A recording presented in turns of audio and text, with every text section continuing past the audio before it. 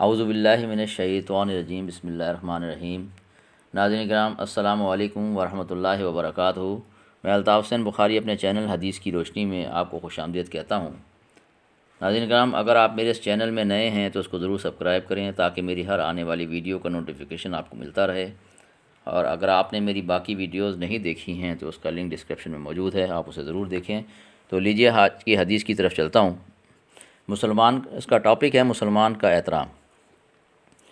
حدیث میں آیا ہے، اس کا ترجمہ یوں ہے۔ حضرت عبداللہ ابن مسعود رضی اللہ تعالیٰ عنہ سے روایت ہے، کہتے ہیں رسول اللہ صلی اللہ تعالی وسلم نے فرمایا، مسلمان کو گالی دینا شرع کے خلاف ہے اور اس سے لڑائی کرنا اسلام سے انکار ہے۔ فسوق کے معنی ہیں مقررہ قاعدے کی طرف سے بے پرواہی کرنا، یعنی شرع کو مانتے ہوئے کوئی ایسا کام کرنا جو شرع کے خلاف ہو۔ سباب کے معنی ایک دوسرے کو گالی دینے کے ہیں، اور گالی ظاہر بات ہے دوسرے کے دل کو دکھاتی ہے۔ اسلام کا معاشرہ اس کی اجازت نہیں دیتا۔ ایک مسلمان دوسرے مسلمان کا دل دکھائے۔ قتال کے معنی ہیں مار ڈالنے کے، نیت سے ایک دوسرے پر حملہ کرنا، اس پر نرا دل دکھانے سے کچھ نہیں بلکہ زندگی کو ختم ہی کر دینا ہے۔ اس میں اللہ عز و جل کا اور اس کے مقرر کیے ہوئے قانون کا انکار ہے۔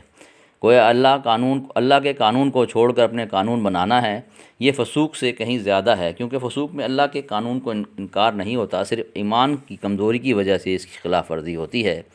ایسی حدیثوں سے معلوم ہوتا ہے نماز، روزہ، حج اور زکوٰۃ ادا کرنے کے علاوہ مسلمانوں کو اپنے اخلاق و عادات کے سنوارنے کی کوششیں بھی کرنی چاہیے، بلکہ نماز، روزہ، حج، زکوٰۃ کی ادا کرنے کی مقررہ طریقوں سے ظاہر ہوتا ہے۔ یہ اخلاق ہی کے درست کرنے کا ذریعہ ہے۔ جو شخص کو پورا کرے لیکن اس کی عادتیں خراب اور اخلاق برے ہوں تو اسے سمجھ لینا چاہیے ابھی اس کے اندر خامی ہے، اور وہ ایسا مسلمان نہیں ہوا جیسا کہ اسلام نے اسے بنانا چاہتا ہے۔ انسان کا فرض ہے، جب اس نے اپنے دین اسلام بنایا ہے تو اس کے مطابق پورے طور پر چلنے کی کوشش کرے، اپنی عادتیں درست کرے، کسی کے ساتھ زبان درازی نہ کرے، خواہشوں کو لگام دے اور ذرا ذرا سے اشتعال پر آپے سے باہر نہ ہو جائے۔ روپیہ پیسہ کمانے میں حرام و حلال طریقوں کا خیال رکھے۔ بڑے تعجب کی بات ہے، آج کل گالی گلوچ مسلمانوں ہی کی زبان سے زیادہ سننے میں آتی ہے۔